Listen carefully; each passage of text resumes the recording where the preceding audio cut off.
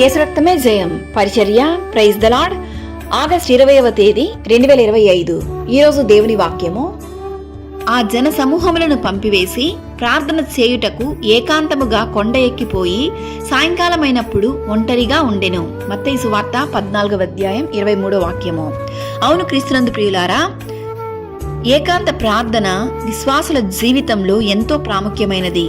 ఆనాడు యేసుక్రీస్తు జన సమూహములను పంపివేసి ప్రార్థించుటకు ఏకాంతముగా కొండ ఎక్కిపోయి ప్రార్థించెను. ప్రార్థన అనగా దేవునితో మాట్లాడుట, దేవునితో సమయము గడుపుట. మీ హృదయములను ఆయన పాదాల చెంత కుమ్మరించి ప్రార్థించుము. నీ ప్రతి సమస్యకు పరిష్కార మార్గాన్ని ఆయన చూపిస్తాడు. నీ జీవితంలో జయ అపజయాలు, ఆశ నిరాశలు, మనసును కృంగదీసిన సంఘటనలు అన్నిటిని మర్చిపోయి ఆత్మీయ జీవితంలో ఆత్మీయంగా దేవుని సన్నిధిలో ప్రార్థించుము.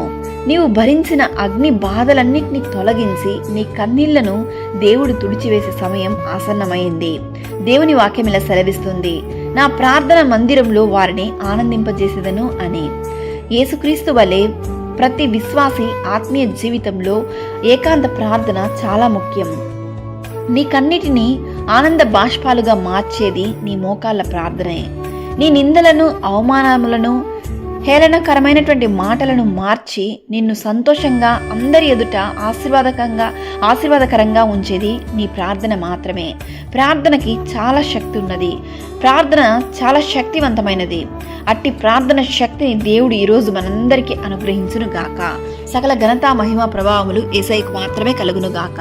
ఆమేన్. God bless you.